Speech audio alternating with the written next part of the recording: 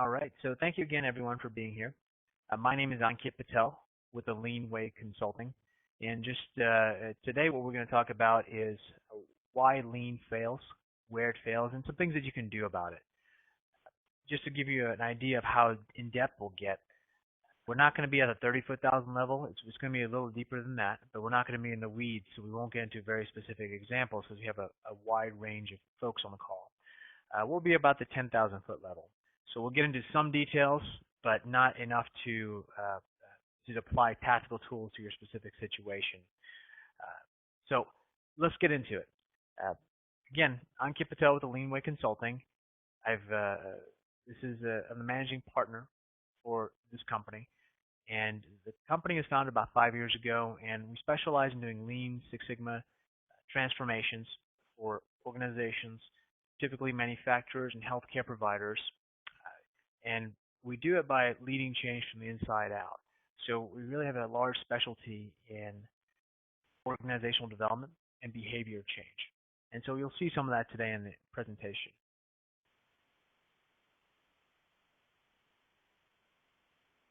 So quick overview of the agenda. We've got a pretty full agenda. It may not seem like it, but we're gonna cover what is Lean, why it fails, and tools to help. And so before we go forward, I'm going to ask you guys a poll question. And the poll is up. I or my organization is doing Lean or Six Sigma.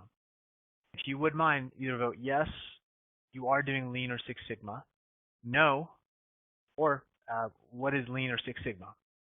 So it gives me an idea of knowledge base that we have in the room.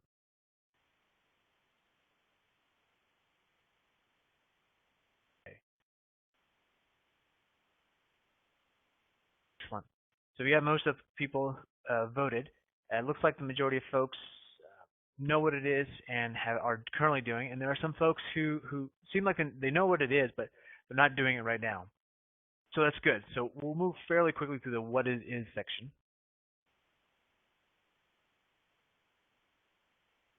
Then we'll talk about some reasons why it fails, and then some tools that will actually help you, ways of framing the organization to be able to find out what may be causing your challenges. So first off, what is Lean? And on the left side of the screen, you have a traditional organization. On the right side, you have a Lean enterprise. And so what we want to do is we want to move from the left to the right. So I get the question a lot of times is, okay, well, how do we get to the point in the first place? Why do we do these things on the left? So some of the things that you might be more familiar with are things like blaming people versus educating, being reactive versus proactive, putting in functional management structures versus value stream structures. And so what we want to do is move from left to right. And the reason why we even do this is I'll share a little story with you. Back before we had the industrial age, we were very much an agrarian society, so we're a bunch of farmers. What would happen is if we needed about 2 acres of land to feed our family, well, we would produce 3 or 4 acres just to be safe. And what would happen is that sometimes there would be a famine. We may not get anything. Sometimes all 4 acres may come out plentiful and we have some waste in the food production. But you know, there was a huge risk there. If we didn't hoard, if we didn't prepare, there is a possibility that we just didn't, that we just wouldn't be able to move forward. So when we move to the industrial age, what we have is a situation where we took that same mentality and we applied it to the manufacturing world. And what happened was that it wasn't the same environment. There wasn't this huge risk. If we stocked out an inventory on parts, it wasn't the same amount of risk as it would be if we ran out of food. And so Toyota came about in the 60s and said, well, there's a different way of doing it. So when we talk about Lean, we're really talking about things on the right. So one of the things I'd like to clear up is what is the difference between Lean and Six Sigma? And I'm just going to touch on this very quickly since most of the folks in here are familiar with it. Six Sigma is about variation reduction. Six Sigma is mostly project-based. It's a great set of tools for project management. And a lot of times you'll hear the term Lean Six Sigma. And what that means is usually you have the Six Sigma principles, the Six Sigma project management tool, and you put Lean tools in there. However, Lean really is a management system, and it's got a specific orientation. So you look at a problem a certain way.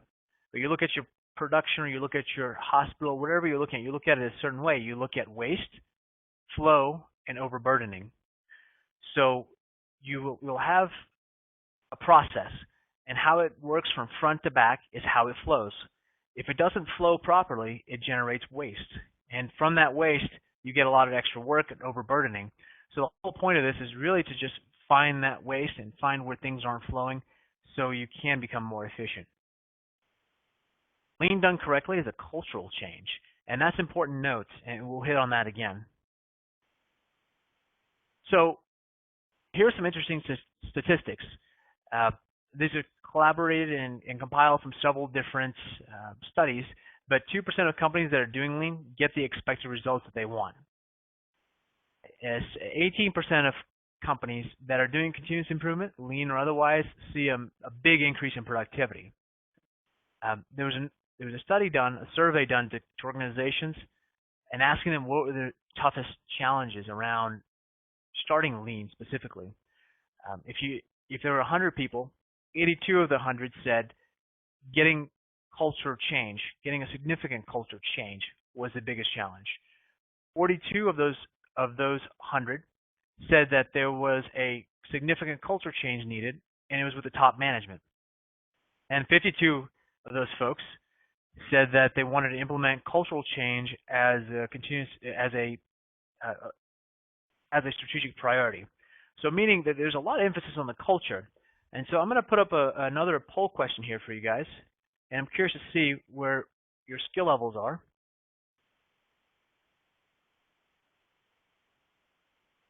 How familiar are you with assessing a culture and changing the culture? Meaning, do you know specific tools that can allow you to change a culture, and do you know specific ways of assessing it?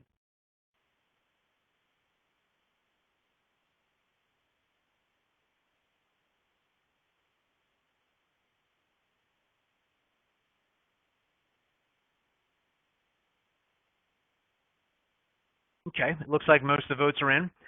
It looks like there's a fair amount of confidence in assessing culture, which is good. And we'll talk about some ways you can leverage that and how you can hopefully have a different perspective in how you analyze what you're doing and how you're implementing things. So the three reasons we notice that Lean doesn't stick: strategy, momentum, and behaviors. When we say strategy, it usually means there's a lack of a strategy at the corporate level or with a Lean initiative, or both. Not having one is like driving blind. We're not going to touch too much on strategy and how to do one today because that's outside the scope, but we will touch on the last two when we talk about momentum and behaviors. Momentum is how quickly are you moving in the effort, or how slowly are you moving. Too fast or too slow can kill any kind of inertia that you might gain. And then behaviors, specifically assessing the behaviors that exist currently and behaviors that you want modeled, and how can you get there. One of the things too I want to touch on with behaviors is that on the last item here, the bullet points, is a natural immune response. A lot of times what you'll have is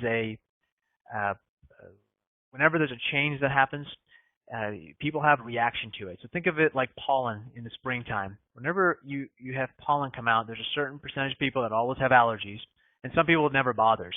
Right? Their particular immune system, the ones who get bothered by it, their immune system reacts to it. People who don't get bothered by it, their immune system obviously doesn't. Change is very similar. Some change will affect people very drastically. Some change won't affect them at all.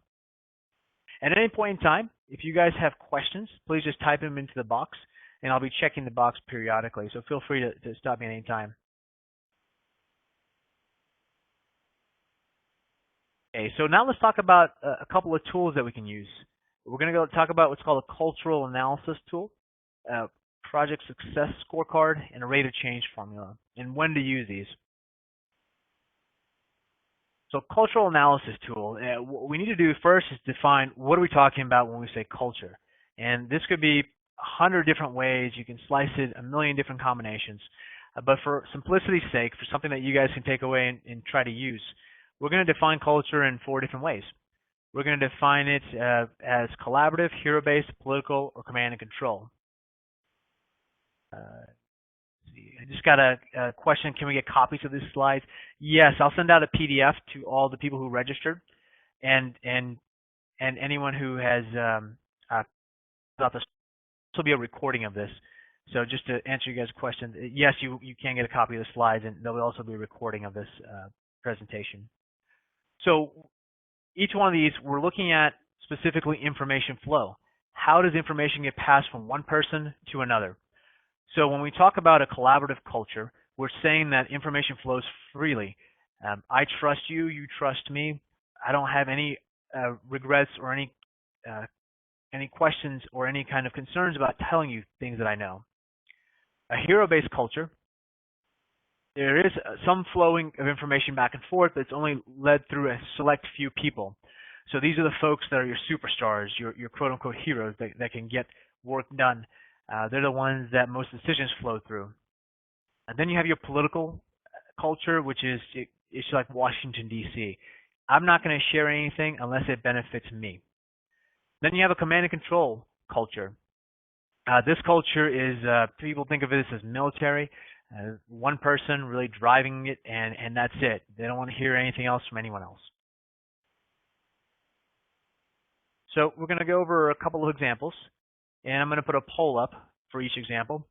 So example 1, these are actual examples that I've experienced. Here's the situation. I want you to tell me what kind of culture you think it might be. So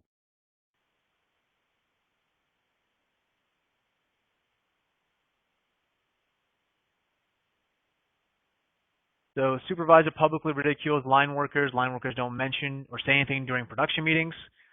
And any feedback that is given to the supervisor is dismissed by the supervisor.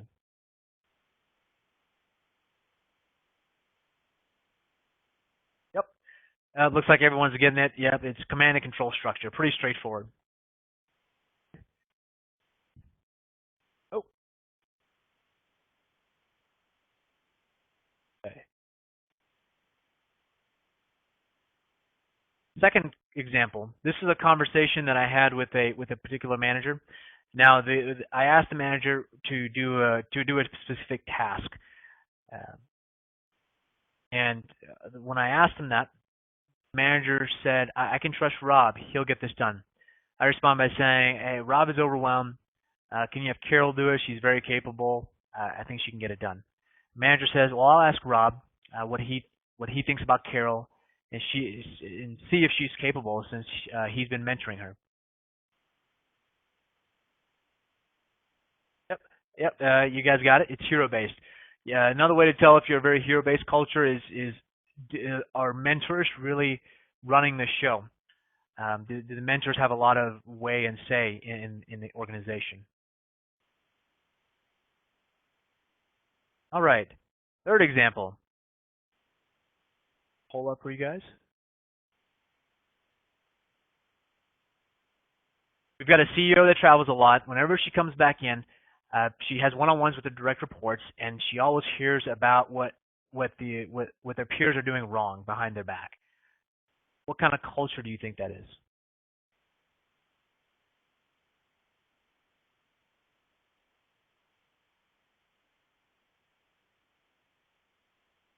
Yep, you guys got it. Political culture. This culture is basically the way you can tell this culture exists is that there's some sort of power vacuum usually. A CEO not being in the office regularly can create a power vacuum, meaning that everyone else in the office tries to position to be in good favor for the CEO when he or she gets back. And so a good sign of that is to look for those type of environments. Now, it doesn't always happen that way, but it can happen, that type of environment. Okay, and the last example, Let's get the polls up. A team of surgeons, nurses, administrators, technicians, support functions, vendors all brought together to see how you can reduce wait time for a special surgery. Rank was left at the door. You had an open conversation. Everyone was trusting of each other, and they were able to work out their issues. And yep, it's pretty straightforward. It's a last one left. It's a collaborative culture. So you guys got that?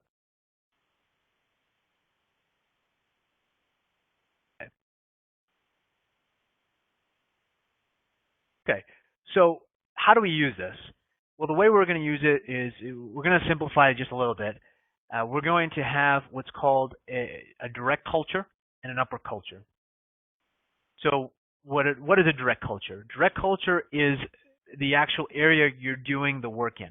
Let's say you're doing a project on a production line.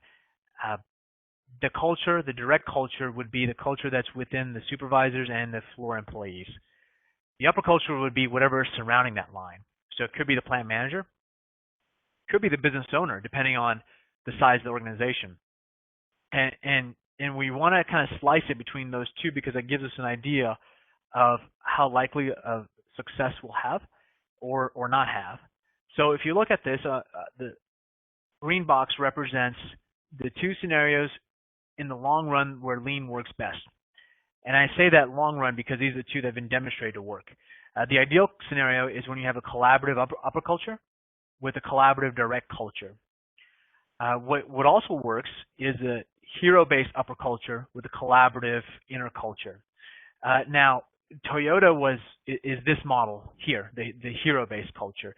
They also call it a benevolent dictatorship. I'm not sure if I would use those terms, but those are their words. And there are some downsides to this because when we talk about this is information flow, right? With a hero-based culture, not all information bubbles up to the top.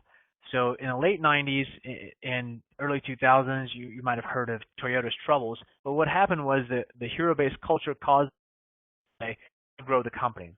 Well, they were getting all this input from the plants and manufacturers saying we're growing too quickly, we're opening plants too quickly, we're not able to develop our people properly to be able to maintain this culture that we have. And because we're doing that, we're going to see some quality issues. And lo and behold, the quality scare back in the early 2000s or mid 2000s. And so the hero-based culture isn't always the best, but sometimes it is what it is. You won't be operating in utopia, so you have to learn where you are and where you can get to. The ones at the bottom are outlier cultures. They're cultures that work well with when you're starting off or even at to gain some momentum. So you can get some traction with these types of cultures. However, there is a time when there will be diminishing returns if you don't switch your culture. Questions so far? Well, let's take a look at a couple of examples. Again, these are real examples. We have Anvils R Us. Anvils R Us largest customer is Wile E. Coyote Inc. Wile E. is making suppliers all go lean because they're lean. The leader of the Anvils R Us sends all his managers to training, and he hires one guy in quality who's done lean before. He also tells his managers in direct reports to say, hey, you know what? Every time you have a problem, I want you to use what you learn at this training, bring in our new lean guy, and fix the problem. And this approach worked fairly well. The first 3 projects, first 2.5 months, they hit it out of the park. After that, the project's momentum started to slow a little bit. They didn't have as much of an appetite. They saw so much success, they kind of rested on their laurels a little bit. And then all of a sudden, sales hit it out of the park, and they got a brand new customer, Blacksmith International. And Blacksmith is just as large, if not larger, than Wile E. So what happens? Well, the CEO starts saying, well, we need to get our numbers up. So we shifted from a production-based system to and less of a learning and problem-solving type environment. So it was all about the numbers, which ended up changing them a little bit. They ended up losing a lot of their key employees because of the culture that was being created. And then the performance to Wile E actually suffered quite a bit. The on-time delivery went from 98% down to 87%. And they're actually in danger of losing Wiley as a customer. So if we're going to do the analysis here on the organization, I'll pull up a poll and ask you guys, what would you say the upper culture is of Wiley or Anvil's R Us?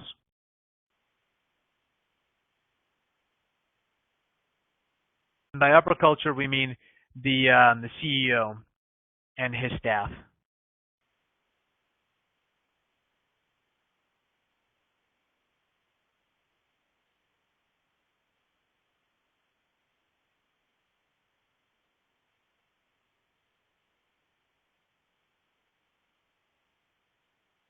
Okay. So we have a few votes here. It's actually a little bit of a mix, and in real life you'll see it. It's a little sticky like this. It's actually between a a command and control and a hero-based culture. And more specifically, the upper culture, the where the CEO was, turned really into a command and control structure. And so you could really make an argument for either one, but for the sake of where we are today with the organization, we're going to say it's a command and control structure. And so, what do you think the direct culture is? And again, it's a large company, so the direct culture may be a little bit different depending on where you go. But what do you think the direct culture is based off the information that you have?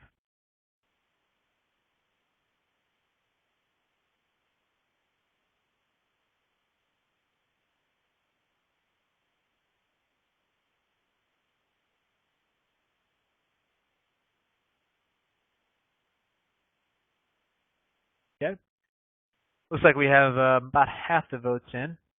So it's the and it may not give me information for this, but the direct culture was really more of a hero based. The way they would do it was the one person that knew Lean was involved in every single project, and really it was really looking to him for the answers. And so whenever they did it, he was involved in every single way. So for the sake of this exercise, they really effectively had a command and culture with a hero-based direct culture. And again, the upper culture was command and control because the CEO owner said, "Hey, no, forget the lean stuff, get the production out, just go, do what I say." The hero base came from primarily every time they would do an initiative, problem solving, bring it up, let them help us fix it. And so the next question is, what would you guys suggest that we do? And without getting into too much detail, that's more of a rhetorical question because it's a pretty complex type scenario. But I'll give you what we've proposed to do. We've proposed to bridge the gap and turn into a hero-based culture with a collaborative direct. And the way we proposed to do that was to say, okay, the CEO wants to be very command and control. Let's bring in an intermediary that can kind of play buffer between the CEO and the staff, right? Production numbers will be important, but we have to bring in someone who can balance the production numbers with the improvements. So bringing in an outside consultant or some sort of change agent that can do that. And they would effectively be the hero, but as they're doing that, they're building capacity. And so as they're building capacity, the way they're doing it is by being very collaborative doing their improvement processes. So every project has multiple stakeholders and multiple people involved in decision making. Or it's a Kaizen event, meaning that a Kaizen event is a short burst event. You lock yourself in a room for 3 to 5 days and you come up with a solution to the problem. And so to bridge the gap, that's what we've recommended to them. Right now they're deciding whether or not to do that, so more to come. Any questions on that one?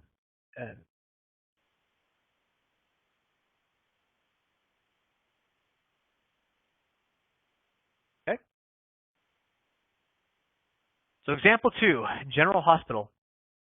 The hospital had an MRI unit, and if you guys know anything about healthcare, there's a specific metric that there's these things called HCAHPS, which are surveys, which are make or break a lot of hospitals. And one of the metrics they measure are patient wait times. This unit was having trouble with it. They had 7 distinct departments responsible for this MRI unit. So 7 different groups were in charge of getting a patient from the front all the way out to the back. The hospital is trying to do lean, and they have a PMO office that deploys lean. So they decided, let's bring a PM in, a project manager in, into the MRI unit to help solve our problem. Right? The PM does all the data collection and realizes, you know what, there's no single silver bullet here. There's not one thing that's causing a breakdown. It's really a very complex system. It's more of a death by 1,000 cuts. And so the management team's not sure what to do and how to move forward. So if we're going to analyze the culture, put up the poll.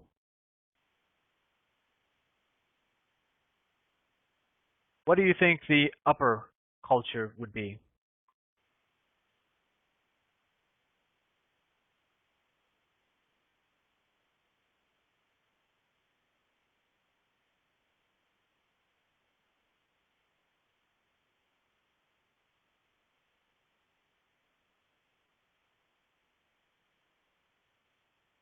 Okay.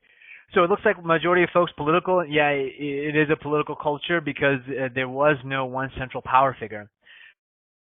Tell political culture is that there's no centralization of the power.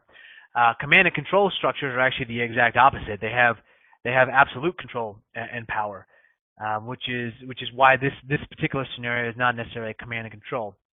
Now at the upper culture. So now let's talk about the direct culture, and I'll put the poll up. How do you think they went about solving this problem? What kind of culture do you think they wanted to solve the problem?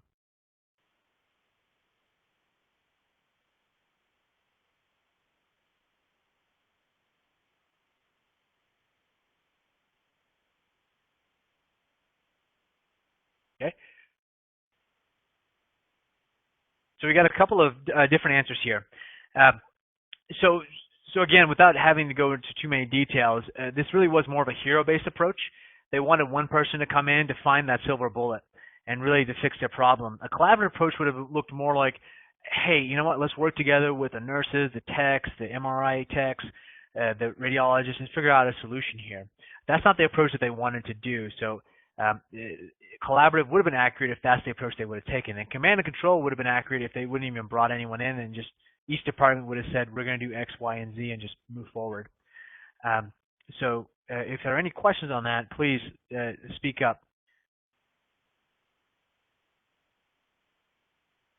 Okay. So you can see it was a political upper culture with a hero-based direct culture. So then the question becomes, well, where do we go if we really use that? So without getting into the technical tools, what was decided was going to a collaborative upper culture in a collaborative direct culture. And so how do you do that, especially in a healthcare environment where it's very hard to get people to stop and collaborate with each other? Well, the best way to do that, or the way we did it here, was to take take a keystone metric. The keystone metric here was the wait times.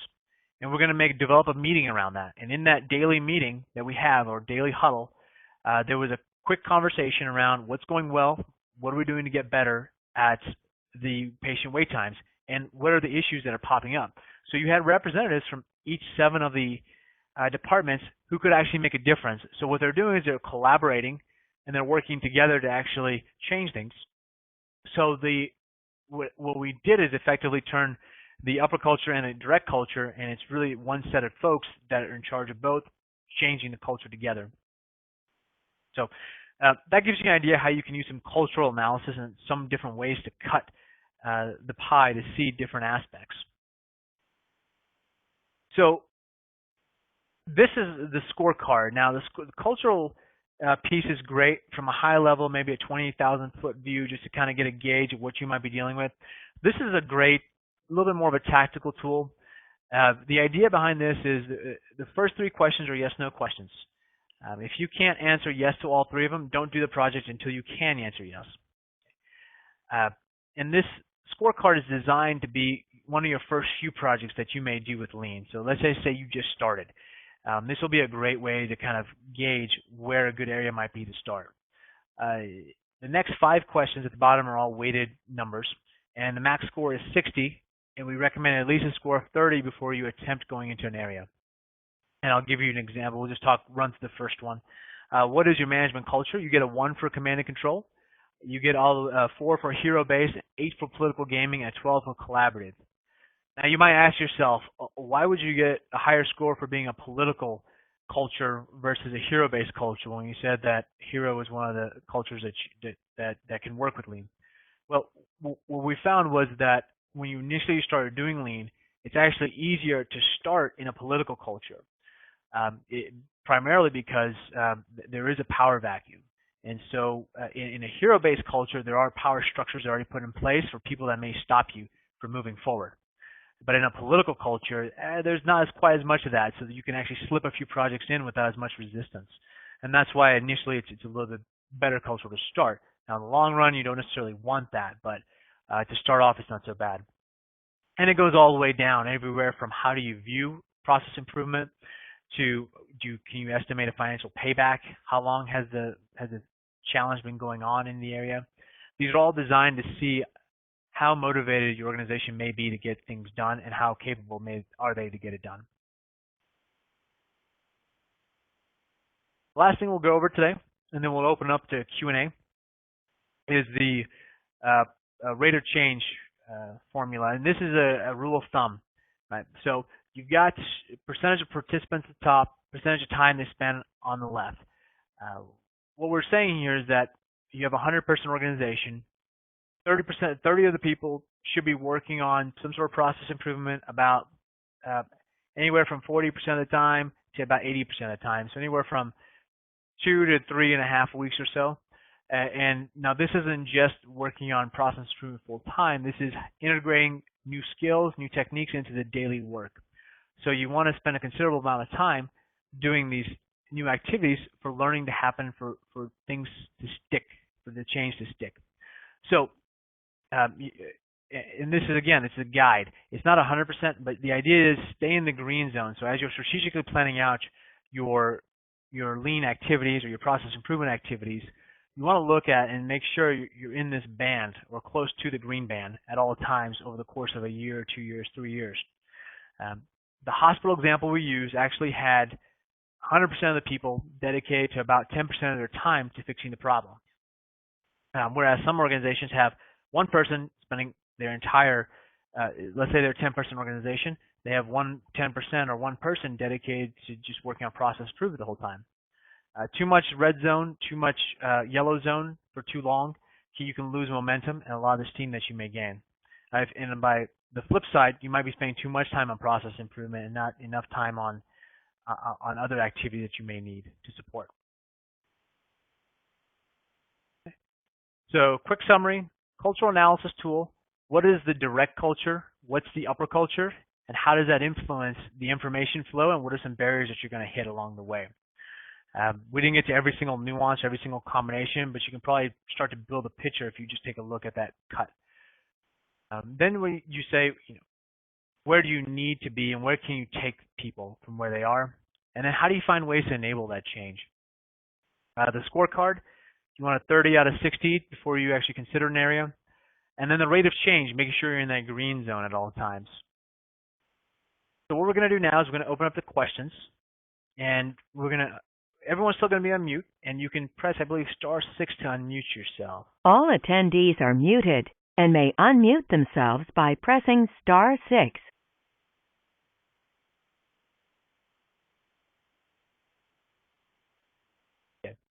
If you have any questions or follow-ons, you can also type them in the chat box. Let's see.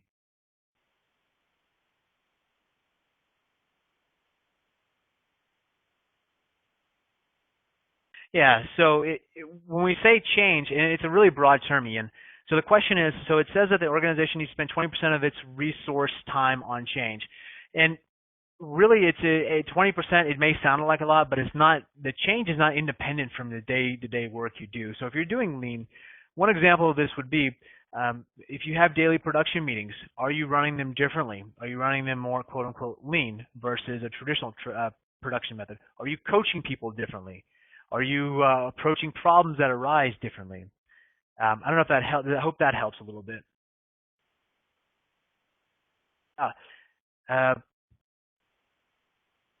CI. Yeah, or learning. So really, don't think of a lean as a separate initiative. It really is part of your work. Whenever organizations do lean, they really need to make it their own. So I'll give you an example. I worked with a manufacturer. Um, they make well, I won't tell you what they make, but they make widgets. And what they did was they wanted to do lean, but no one in the organization knew what it was. So what I had them do was um, they were a small organization, and we had about two of the 5 people or so that were in the production line. They were in charge of sort of seeing the flow of the line. So their job was almost 100% dedicated to um, uh, to doing CI work at all times. But we didn't call it that. We just called it supervising or managing the flow. So what they were doing was they were constantly monitoring where they were in production relative to where they should be. And if they weren't going to get there, they would figure out what do we need to do to bridge that gap. And so the idea behind that is really um, how can you work on things that and do things differently that you normally would do. So take for example 5Sing your cube, right? It's just organizing your cube. You don't necessarily call it. You may or may not call it 5Sing your cube, but if you organize it, what you're effectively doing is you're doing something that you would normally do, but you're doing it in a certain framework. You're doing it in the Lean CI framework. Does that help a little bit? I'm going to jump to the next question. So Tom here says, uh, Dr. Tom Myers said, what are the numbers in the red, green, yellow mean? Tom, those are just for me, just to kind of gauge where they are. There's really not a huge significance I find with the numbers, except for that between the range of numbers are really you multiply the percentages, the time percentage by the number of participants. That gives you a factor that just helps to see where the green line should go. Usually anywhere from 10 to up to 25 seems to be a good green band. Very unscientific. This is very there's not any hard data to go with this. I wouldn't put this in a published paper by any means, but this is just what we've seen over time.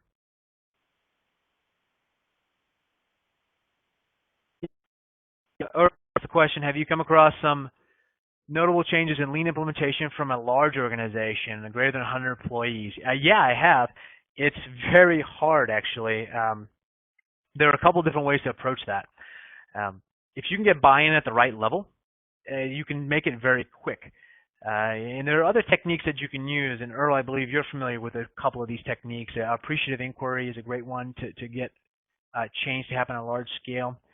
But doing lean specifically, if you want that specific solution being put in place, you're looking at about a 4 to 5 year transition if you fully dedicate, and that's at a minimum.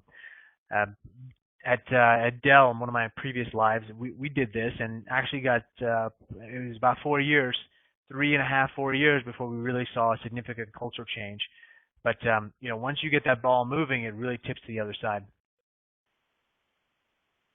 The most notable organization is probably going to be your Toyota, and they spent a long time learning and how to do this.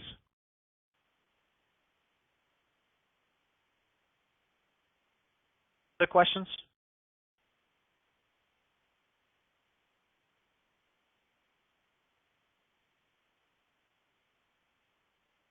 Okay.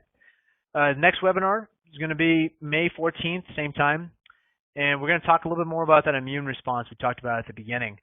It's how to navigate and overcome the immune response to change, specifically as it relates to lean and CI and process improvement. So if there's nothing else, look forward to seeing you guys next time, and thank you all for attending.